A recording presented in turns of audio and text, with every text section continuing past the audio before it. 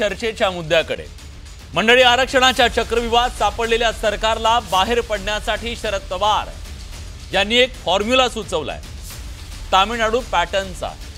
ज्या तामिळनाडूत 50% मर्यादेपलीकडचं 69% आरक्षण आज टिकलेलं आहे, अस्तित्वात आहे। याचा अर्थ शरद पवार म्हणतायत की महाराष्ट्रातल्या मराठा समाजाचा आरक्षणाचा प्रश्न सोडवण्यासाठी आरक्षणाची मर्यादा वाढवा। आता तुम्हाला प्रश्न पडला असेल की इंदिरा साहनी खटल्यानंतरही 50%च्या वरचं कुठलंही आरक्षण आजवर टिकलेलं नाही, मग तामिळनाडूत 69% आरक्षण कसं काय टिकलं बरं? या प्रश्नाचं उत्तर जर समजून घ्यायचं असेल तर आपल्याला इतिहासाची काही पानं पलटावी लागतील। मुळात तामिळनाडूचा आरक्षण इतिहास स्वातंत्र्यपूर्व काळातला आहे।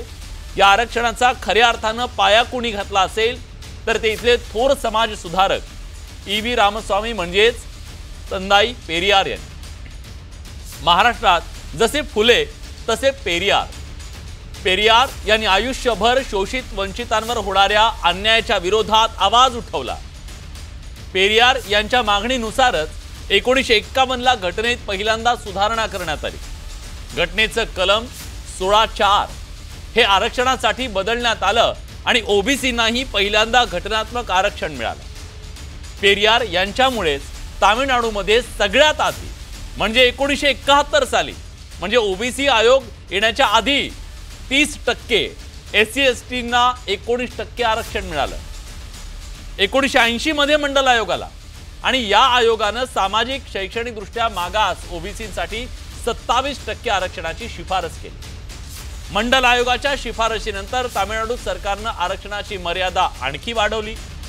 ओबीसींसाठी 30%, अतिमागासांसाठी 20%, SC/ST साठी 18% आणि ST साठी 1% अशी एकूण 69% आरक्षणाची तरतूद केली। 1994ला जयललितांनी 69% आरक्षणाचा कायदा केला आणि घटनेच्या 9व्या शेड्यूलमध्ये टाकून तो मंजूर करून घेतला।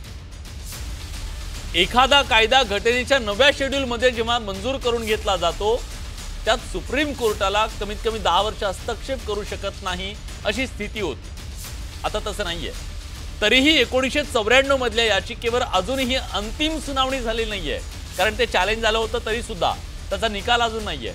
त्यामुळे तामिळनाडूत 69% आरक्षण आजही कायम आहे आणि शरद पवार तेच म्हणतायत की हेच महाराष्ट्रात करावं, त्यामुळे मराठा आरक्षणाचा प्रश्न सुटेल।